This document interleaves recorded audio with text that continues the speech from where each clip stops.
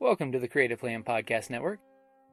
Join us as we share our favorite RPGs, one-shot games, tabletop games, reviews of items, and convention panels, and other exciting things that we run into from time to time. Sit back and enjoy the show.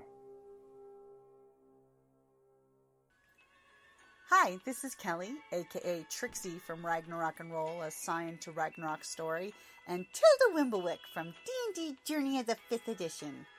First off, I would just like to say thank you to everyone for listening to our varied adventures, as well as for rating us on iTunes and rpgpodcast.com. If you haven't rated us yet, we would greatly appreciate it if you could. And if you're looking for more ways to support our efforts, we are now on Patreon, a great site where you can help us continue making more podcasts, as well as some special surprises for our patrons.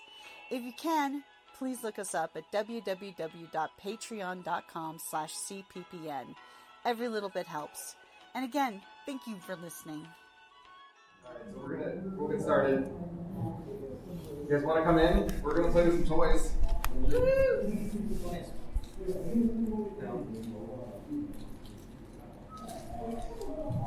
I think they're doing calisthenics instead. Yeah, right, I guess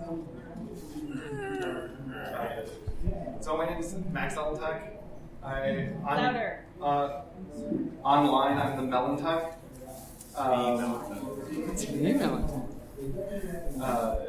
So this is a very, very basic, I almost feel like you may think I am talking down to you at some point, because this is if you've never seen a camera before, it's almost at that level, but not quite. We're not going to talk about how to point and shoot and things.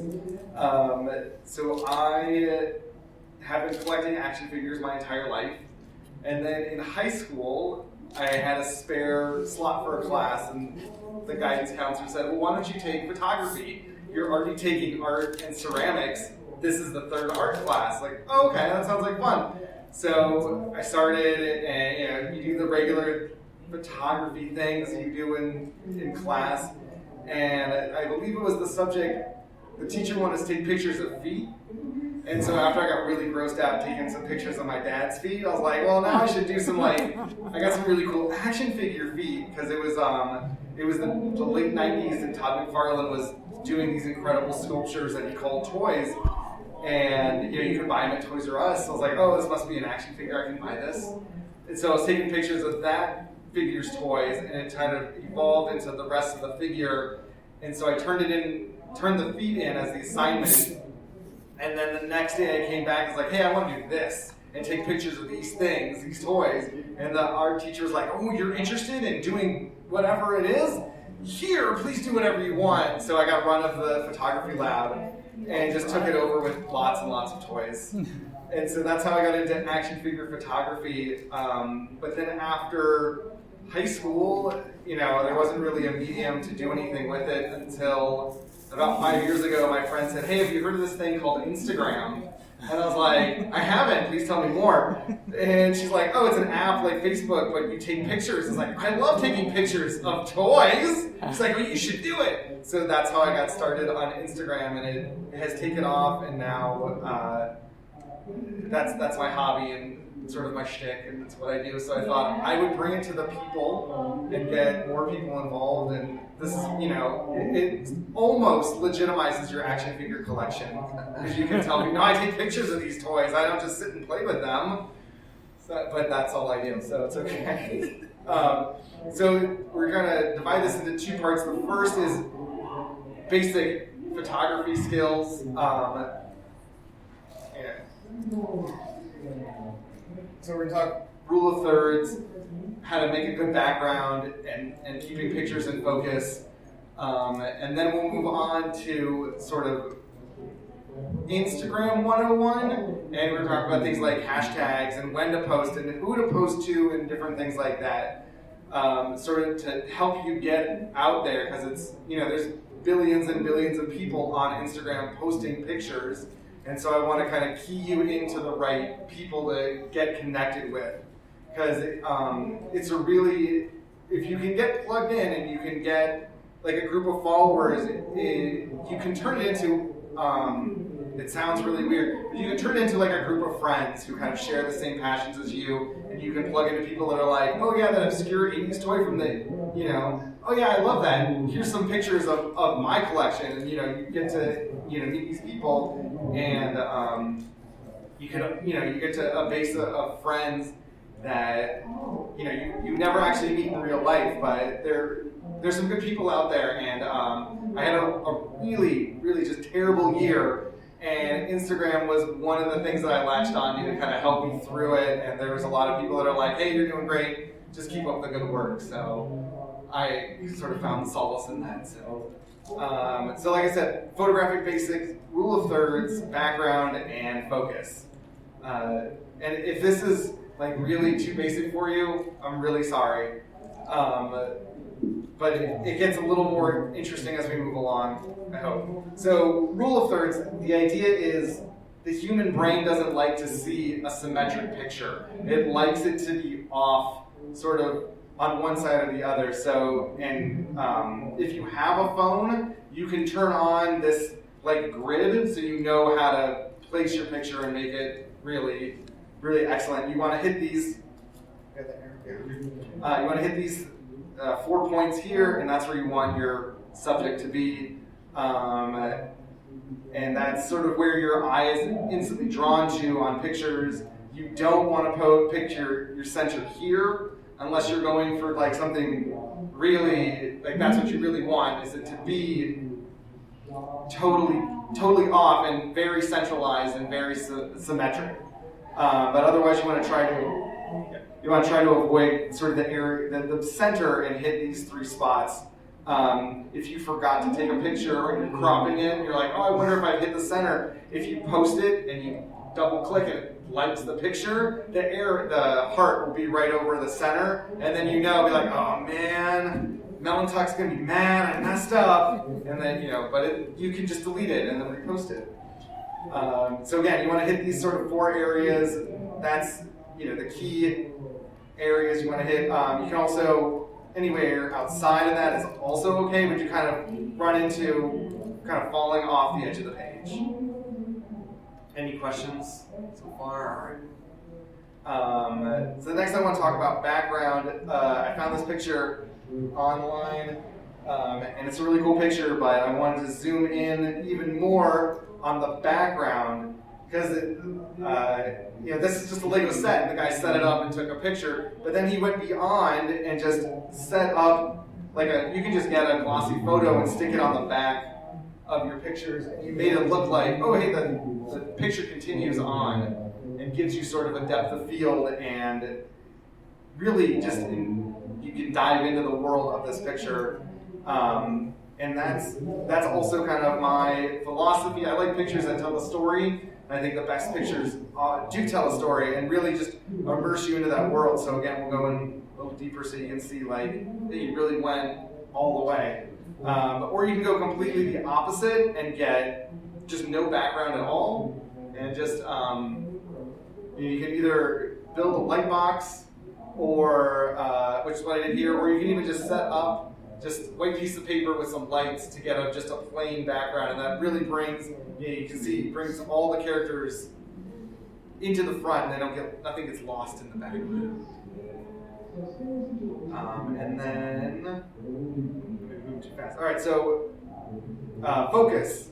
So obviously, this picture here, you can see, I put the emphasis on the predator, not on the alien. So he's in focus, the alien isn't, but also, it's just an idea to just take the 5 seconds and make sure your picture is in focus, because this turns into a personal pet peeve, where people will take a picture. I was like, that's a really cool picture, but it's just so blurry. I can't handle it. So just take a few seconds, auto select on your phone.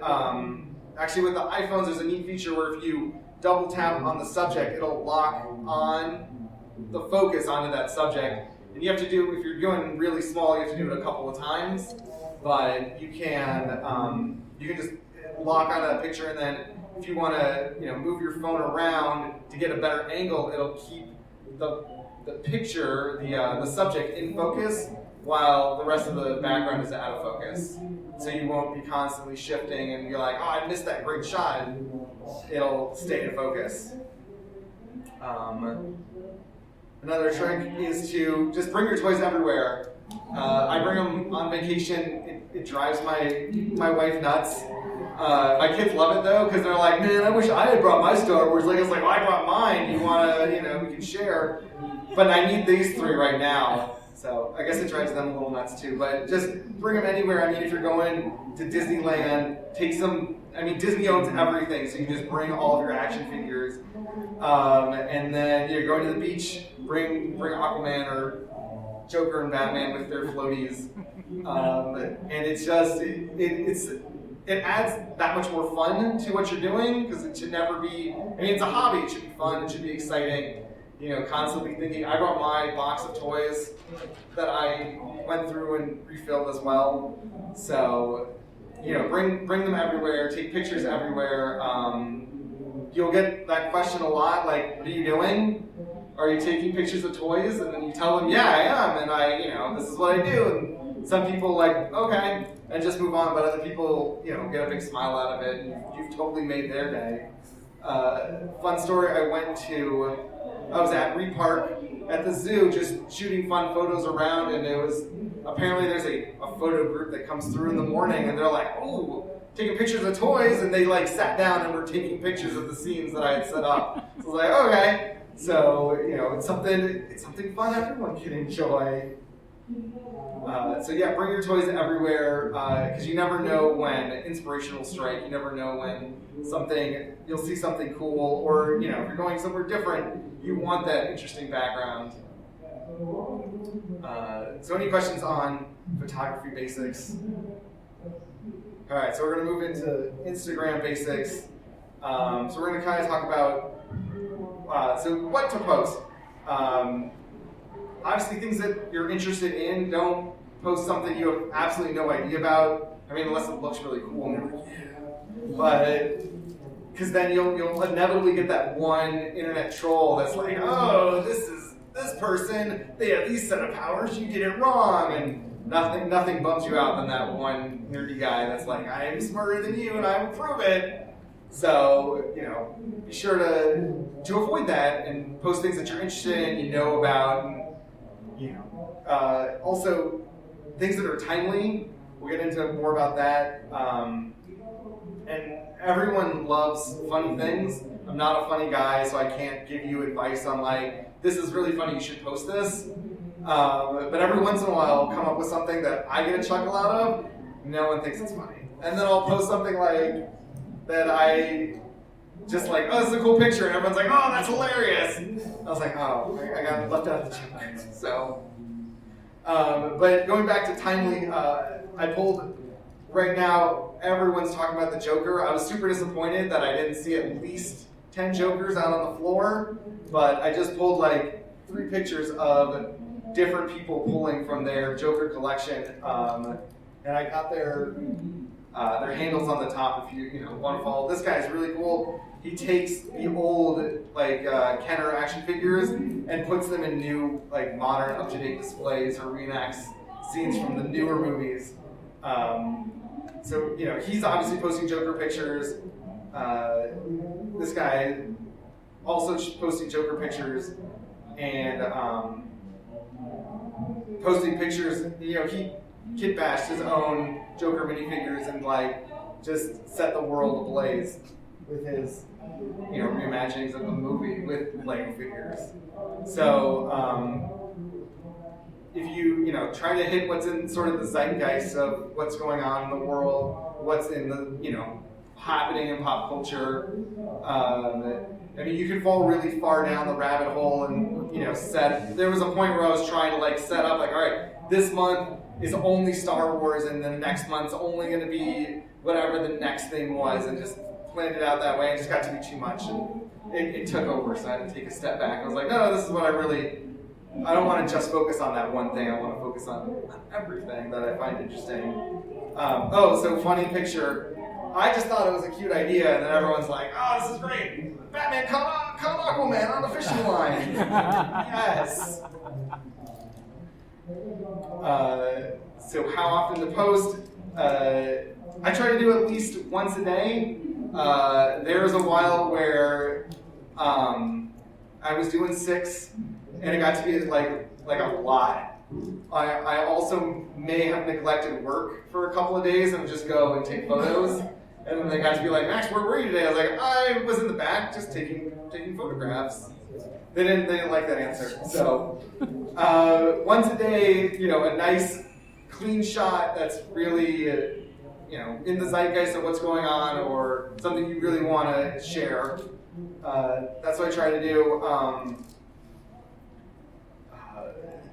We're going to get into who to follow or who to post with, but the best times to post are in the morning because, you post in the morning, then just when do you look at Instagram? Oh, I look at Instagram the first thing I do once I get settled at work is I pull it up and go through and be like, oh, this is what I missed. So conveniently, like 9 o'clock is when most people are checking Instagram. So if you post before then or post then you're sure to get your picture noticed. So this group, the top 4 are a group of toy community. Their Instagram page, and they just highlight people that are following them and pushing their hashtag, and they find the best picture of that day and they repost it, and then they're like, oh yeah, this is the new, this is the best picture today, like and subscribe. So these guys do post their picture 8 o'clock every night, they post it before 8. They're like 7 o'clock, and then at 8 they give you a hashtag within the picture that they just post. So let me back up. Okay. So Toy Pops 3 is a good example. They post pretty regularly, like 6, 7 o'clock. They'll post a picture, and it's their pop of the day, their picture of the day. And they say, all right, this is our picture of the day, and these are the rules of what you want to do. So you post a picture, and they give you a special hashtag, the hashtag of the day. And it's usually like TCB, and then whatever the picture is up. So it's a picture, like one of the examples was a picture of the Joker. So, Toy Crew Buddies, TCB _ last laugh, or the Joker, or whatever it is, and that's your hashtag. So you have to post at 8 o'clock, and then your picture with that hashtag. And then once you post your picture, you go back, you follow that hashtag, or you look through the hashtag, and everyone that's posted, you kind of, they ask you to like every picture. I feel that's too much for my artistic integrity, but if you don't have that, or you're, bear in mind, a lot of the pictures are really good, so it's not like you're hitting just a bunch of scuzzy pictures.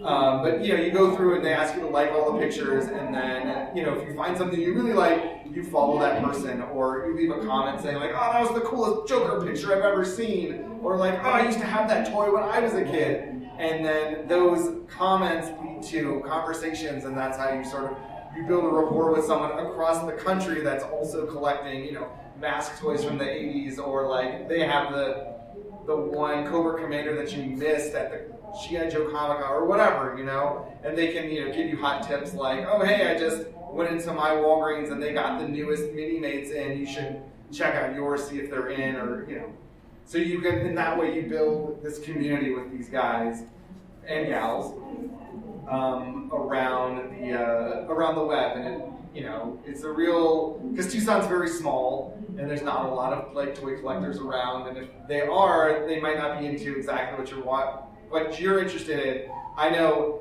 every exterminator that comes to the house always comments on like, oh, you got a huge shelf of toys, and so then we talk about action figures, and they never collect the same things that I do. They're always doing something else, but we always have that rapport of like, oh yeah, our wives hate this collection, but this is totally cool. So we nerd out for 10 minutes, but it's that, but on a larger scale. So in that respect, it's really a rewarding experience, and it's fun to meet people, I mean, even if it's virtually, that are as passionate as you about something.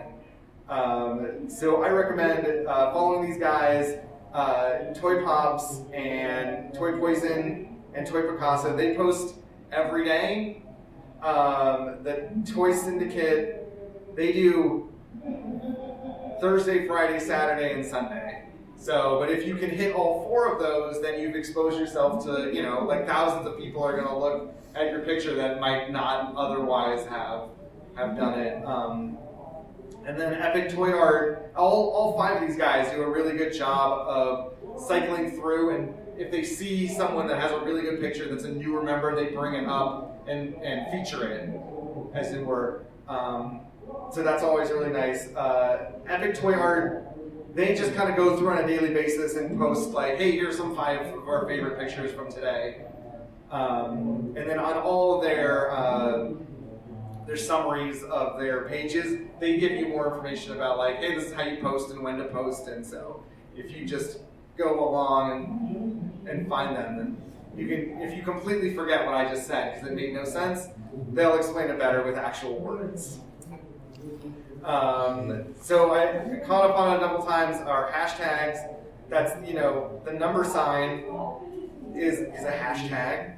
In case you guys didn't know, it took me a while to figure that one out.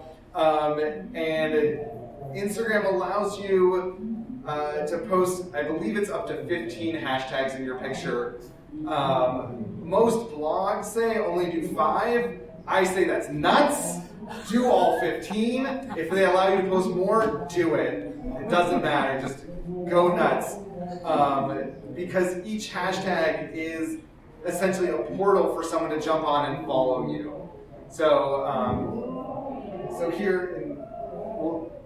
you post your picture. I post Lego photography, so I'll post like our first example with Tony Stark Crash. Hashtag Lego, hashtag Avengers because the movie had just come out. Hashtag Endgame.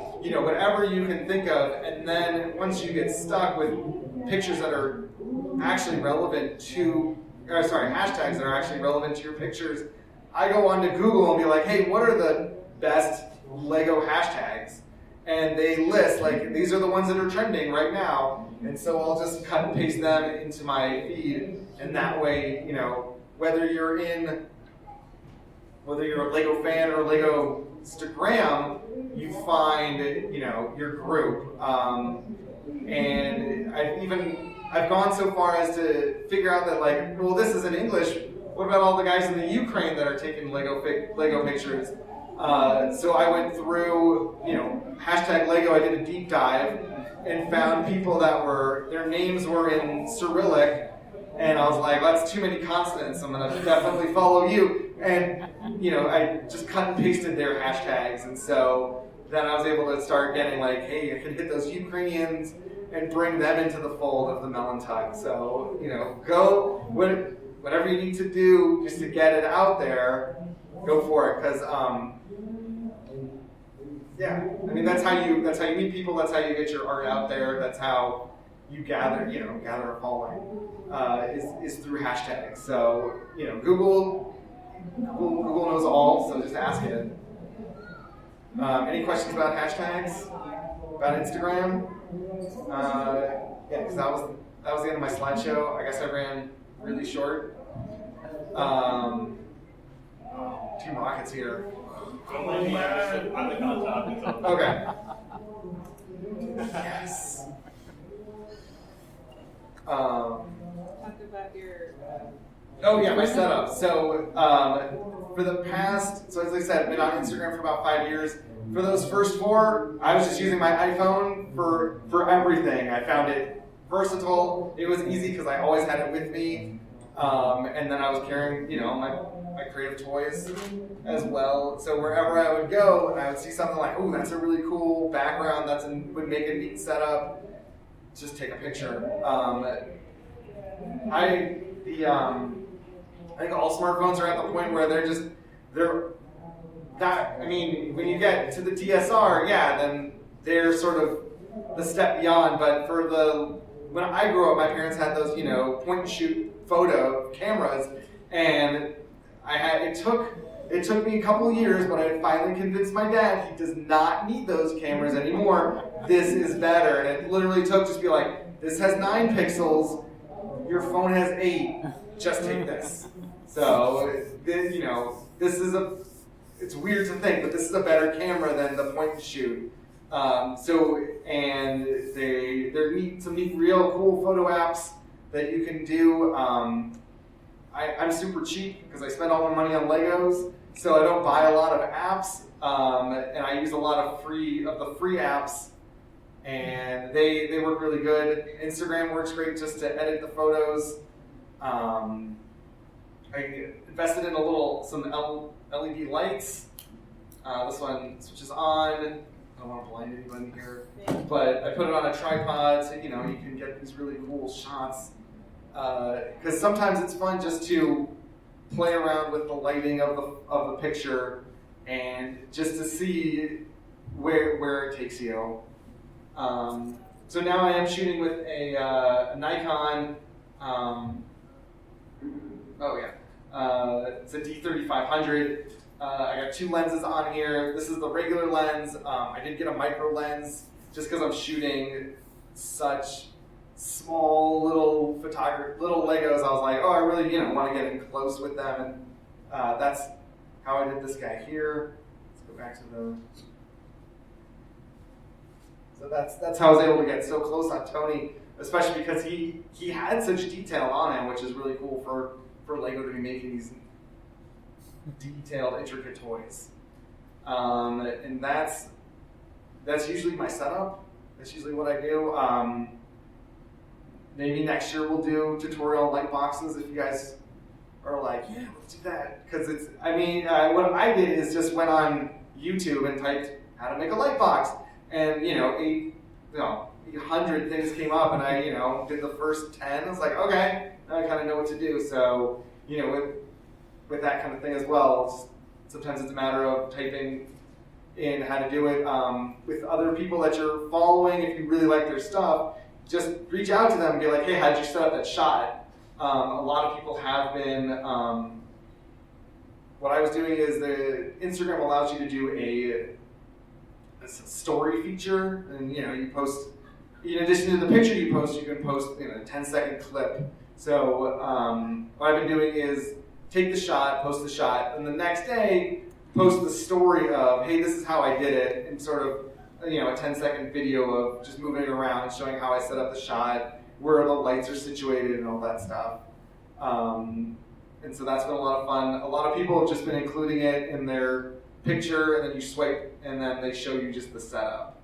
And everyone, not everyone, but everyone else, a lot of people are really nice, and they're like open to, hey, I got a question. How did you, what is that toy? They loved that one.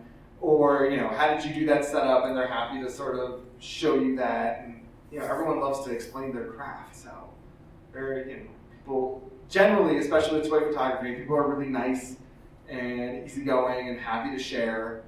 I know, obviously I'm clearly involved in the Lego community. There are a lot of really nice people and are happy to share, like, oh, hey, this is how I set up this picture, or this is how they're really stingy about giving away how they built it. They're like, no, I spent 20 hours building this setup. I'm not going to, give you an instruction manual, but they're usually good about like giving you detailed pictures, or if they use a really crazy building technique, they're like, oh yeah, this is how I did it. And yeah, so it's toy photography. It's a lot of fun. If you guys have any questions, you can ask me after the panel, because I'm in this room for, I guess, another half hour. Or you can find me online, again, on the Melon Tuck. That's it. You guys have any questions? Enjoy your stay at Comic-Con. Yeah. I was going to say, what's the first setup that you took a photo of? Do you remember? Yeah, I do. I went immediately to Legos and I had set up 4 spacemen with electric guitars. Just sitting there rocking out. I was like, yeah, these are the Space Beatles. And I developed this whole story in my mind, and then posted this picture only to realize, like, oh, you look at it, 5 years later, and it's just 4 Lego guys with guitars. Like, oh, okay. So I actually went back and kind of found some of my old pictures and redid them sort of as I wanted them to. So Lego made Beatles, the actual, the Fab Four. So I took their heads and put them in the spacesuits and redid the whole thing. So I was like, yeah, this is amazing. This is what I wanted.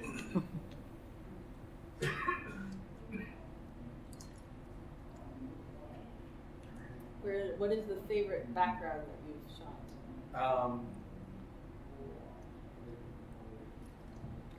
It's either the Reed Park Zoo in the South America area, where I think they renamed it the Jungle. They have really nice bamboo. I like there. Also at the Tucson Mall, up on the top of where REI is, they have a waterfall. That's also really nice. But they turn that off sometimes. It's only seasonal. So, but if you scroll through, a lot of the times you can figure out like, oh, yeah, I've been there. I know where this is. Someone's hanging out at the mall again. So, yeah.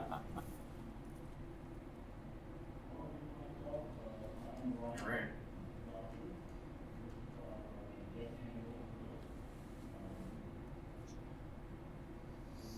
Is there any other questions? He's thinking. Yeah. Where's your best place to find random figures? You mean besides the Comic-Con? Yeah. Oh, man. Before and after con season. Usually at Toys Inc. They have a nice setup, but usually I just like to wait because I know that they're gonna get the really good fake minifigures at the cons. So, or she's actually, Toys Inc.'s been doing a cool thing where they bring in sort of the vendors from the cons to her store every once in a while. So, and they're Tony from Old Level has a good selection, and he comes every all the time. So, yeah.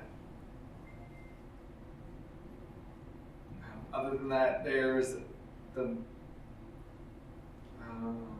Mercantile on Speedway in Columbus. In one of the shops, they have a bunch of figures. But there, I'm like, if I wait a couple months, I can get them cheaper. That's cool. Yeah.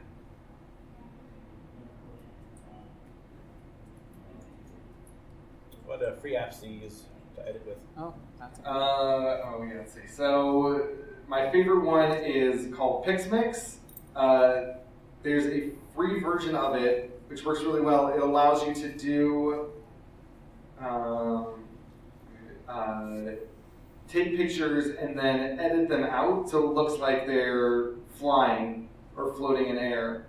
Let me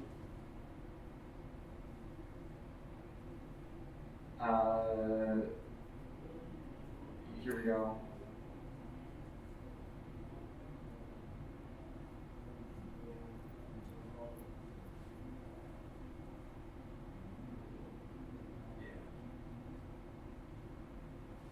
So you can edit it. This is Rogue. Obviously, I didn't throw it in the air and take a picture.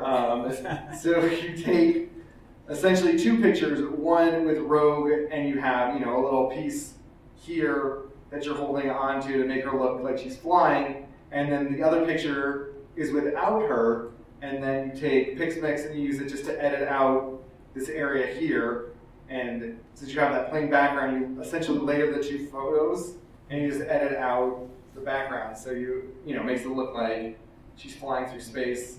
And then the light effect is an app called LensFX, and that one has cool like lens flares. And when Star Trek came out, I was like, oh, copy J.J. Abrams, and that had a lot of lens flares. And then I realized that I, just like JJ, put up too many lens flares. But you can see. I did a lot with the Lego spaceships because those look really cool. They were just floating in the air.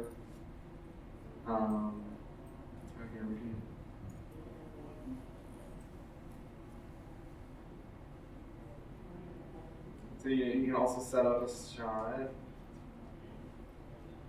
where one figure's standing and then the other one's flying, and then again you just take two pictures, one with just your Space Woman, the other one with Marceline and Space Woman, and then when you layer them across, you just edit out the back.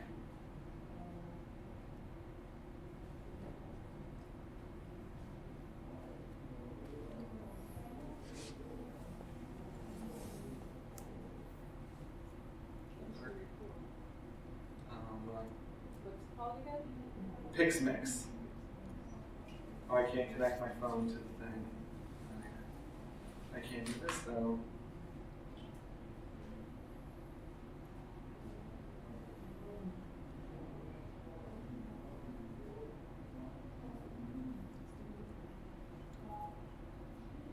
So it's this app right here. And it's a photo editing tool. I think that one, there's a free version, but I found that I used it enough where it was worth, I think, the $1 or $2 that it costs. So I know I said I don't pay for apps. That one I actually paid for because it was really worth it.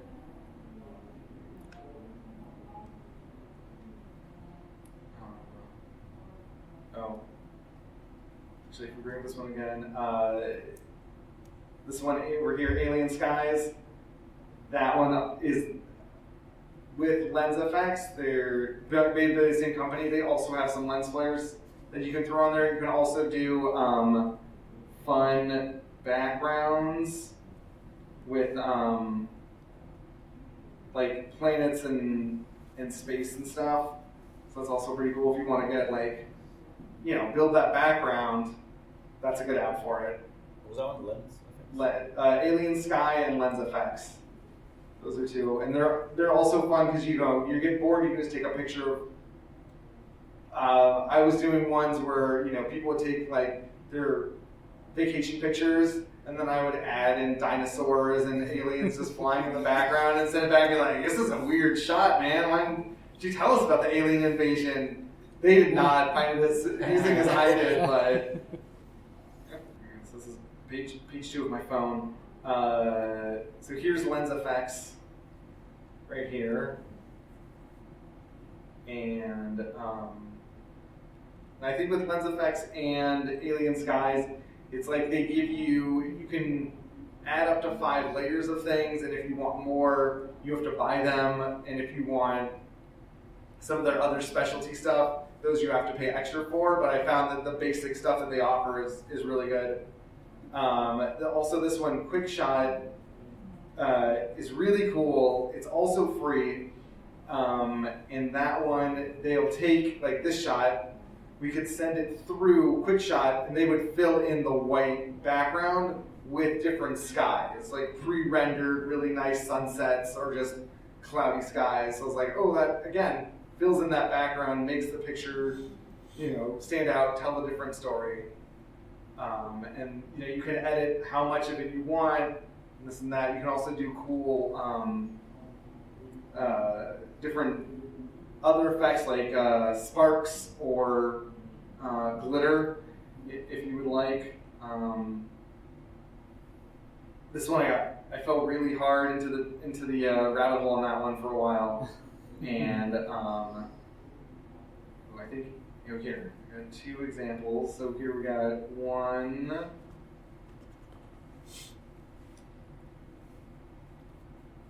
There's actually one where it's just the background.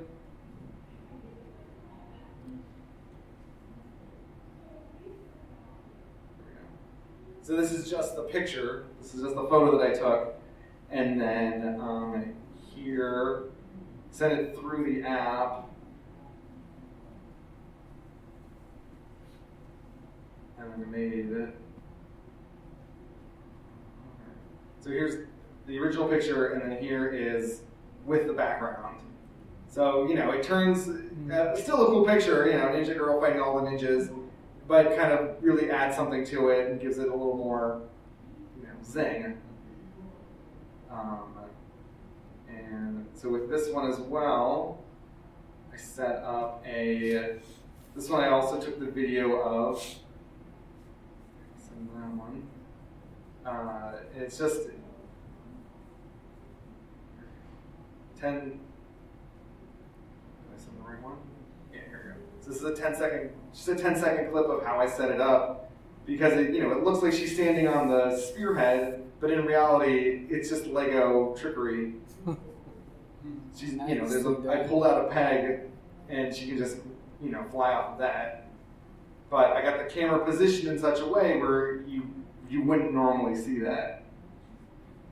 Which is kind of the fun thing with Legos.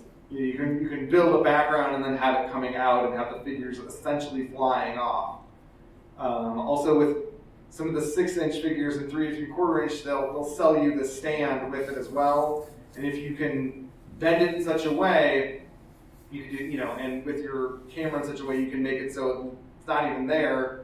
Or since I'm lazy, I'll just send it through PixMix and then just edit it out. So it's like, I don't know, Captain America's clearly just flying through the air with a shield. There's no flight stand on that. You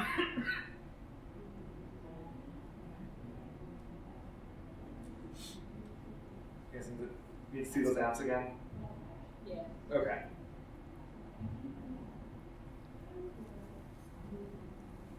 Means we're all downloading them now. All right, we're in? Okay. First one was, how do you spell PixMix? And it's PICMIX. It looks like this. Yeah. At the very bottom, I just finished downloading it. Thank you. You're welcome. All right, and then if you get either Alien Sky over here or Lens FX, you'll see they have links to one another, and in some cases you can open it in Alien Sky and then bring it over to Lens FX. Because Alien Sky, as the name sounds, has more like skies of aliens, so it has more like planets and stars and comets and things like that. Whereas Lens FX has the dinosaurs you can throw in the background or the helicopters and the tanks. Alien Sky costs money. No way, does it? Yeah. There's not a free version? $5. What? Oh, I led you astray. There's not a free version? Or they're hiding it really well. Ah, that's what it is. Yeah, what they want you to do is buy the bundle of all of them. Oh, see, I already have it. I can't look at it anymore. What do you use for the solid backgrounds? Just paper? Well, I built a light box, but what you can do is just, large sheets of white paper, just kind of curve them as you set them up. And yeah, that works just as well. And again, you can always go online and just go to YouTube and type in white background setup, or if you find someone online and you like what they're doing, be like, hey, how did you get that background? And they'll, if they're nice, hopefully they'll show you around what they kind of did. But I know, some of the YouTubers that review toys, at first I was like, oh, this is really professional. They must have a light box as well. And one time the camera slipped a little, and it's like, oh no, it's just 8 or 11 by 12 piece of paper. They just kind of curved off the back, and I was, literally just 2 reading lamps set up. I was like, oh man, you just ruined my dream. This is just some kid in the basement. What is going on here? Don't let anybody on YouTube these days. Where'd you find the LED light? This one, Tempe Camera up in Phoenix, was going through there, and they had just gotten this one, Amazon. But I also found some at Tempe Camera, or at the camera stores, and maybe at Jones they'll have some. But at the other camera stores, they really focus on just cameras, not on lights, which I was kind of bummed about. But yeah, Amazon. And I think this guy was only $5, and the stand I found at Walgreens, which was also only $5. So yeah.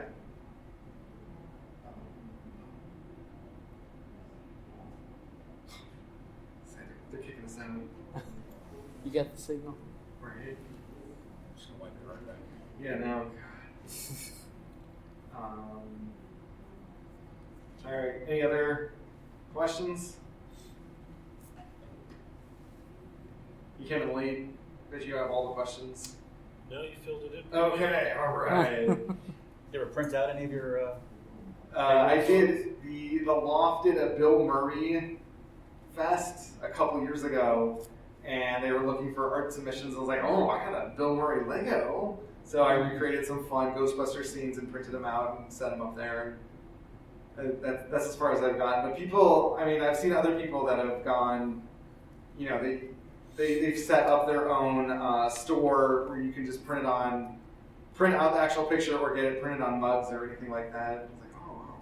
So, I mean, there are ways to monetize these things, apparently.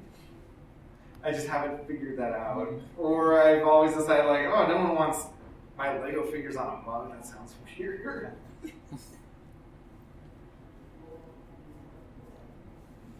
Great job on the turtles one. Oh, thank you. Yep, at Tucson Mall. There's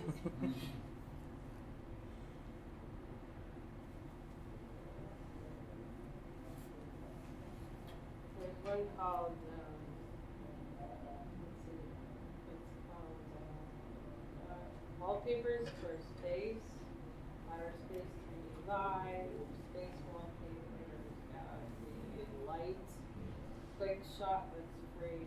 Give me. I don't know how good any of these are. No, I don't know. Sorry. I kind of found the ones I found, 2 years ago, and I've just been using those. Yeah. So there may be new or better ones. I just haven't. Once you find something and it works, haven't really tinkered with anything else. And play around. Right. Yeah. Yeah, I've also found a lot of people just, run their pictures into Adobe and do really cool stuff.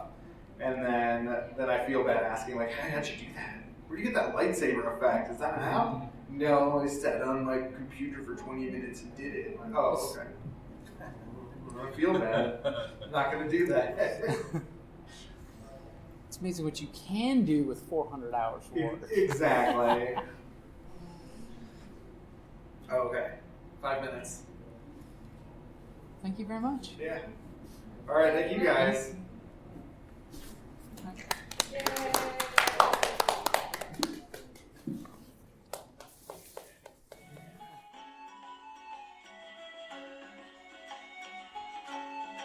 Thank you for listening to the Creative Play and Podcast Network.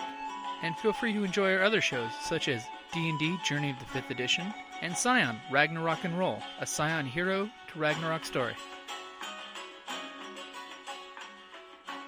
Thank you for listening.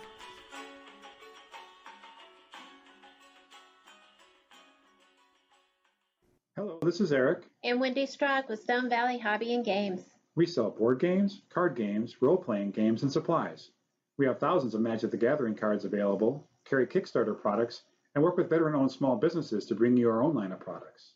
We are a small business retailer, but we offer competitive prices, a loyalty system, and free shipping on orders over $100. As a military veteran myself, I'm a strong supporter of our armed forces, their families, and contractors out there doing the hard job. So any order from an AA, AE, or EP address will be shipped absolutely free. Remember, StoneValleyGames.com, where we take your leisure seriously.